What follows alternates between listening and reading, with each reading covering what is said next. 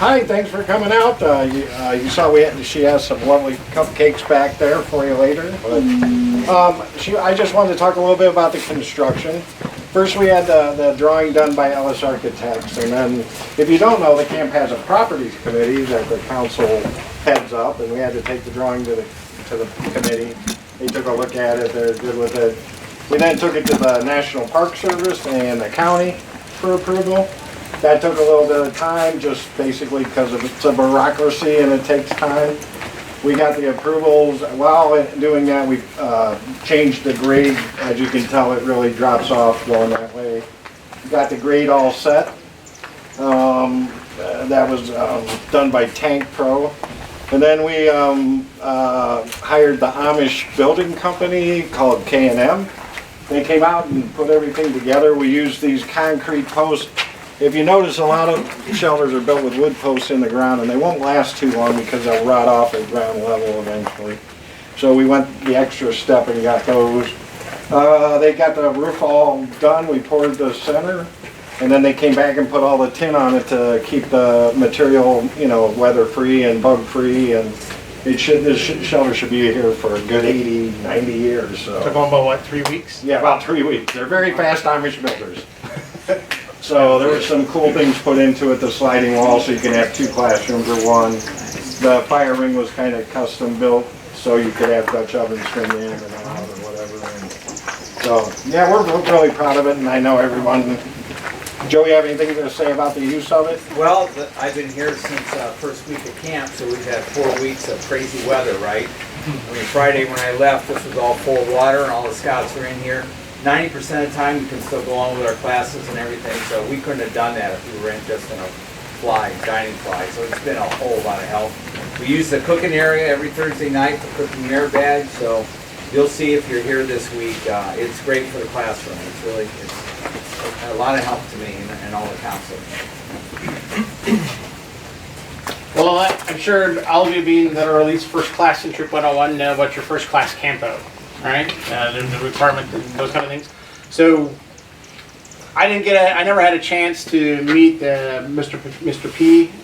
I started as scout executive about a week before the accident. So I never had a chance to actually get to meet him in person, but his reputation certainly preceded him before.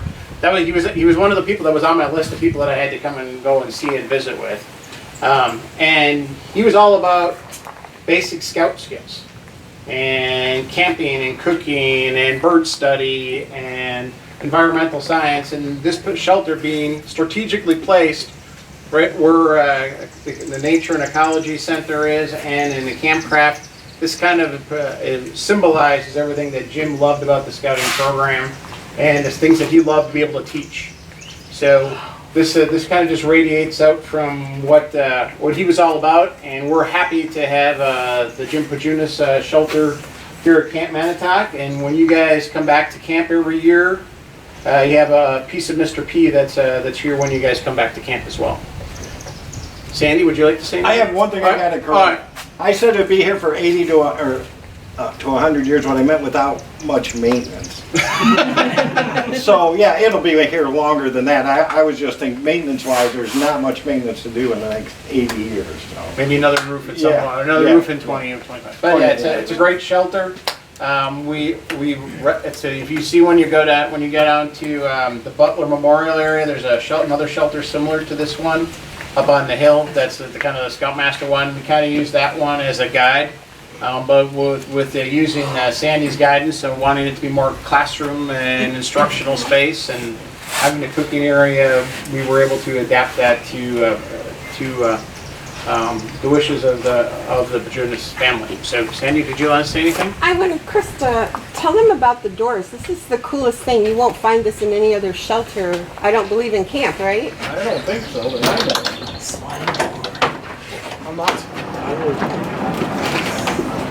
They roll on these barn door sliding, and then you can close this off so you can have 2 classes or 1 class. Or we went with like a rough cut wood here so that it kind of looked woodish, not so much processed and modern.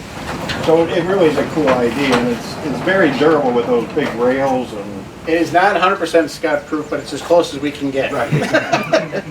There's nothing that's totally scout-proof. No, the concrete. And even that. Even that, yeah.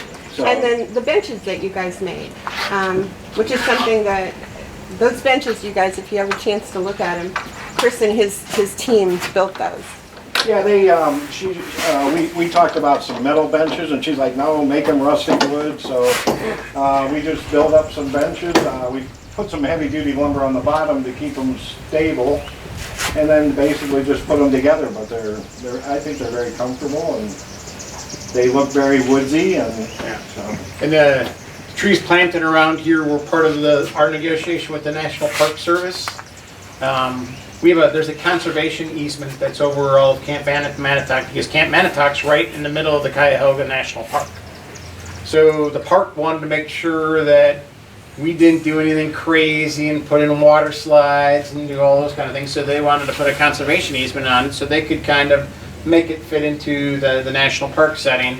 So the cabin behind you is a historical structure by the National Park Service standards.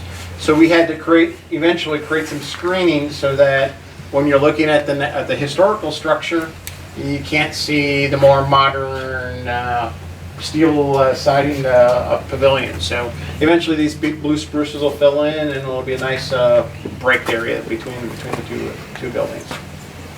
What do you think, Chris? I love it. So is it, you think a good spot, Mr. P would like Oh, it? yes, definitely. This is your classroom right here. This one is. And what are you teaching this week? Tell them. I'm teaching communications, so you who are taking communications, we're gonna have fun. Forestry, weather, and pioneering, so.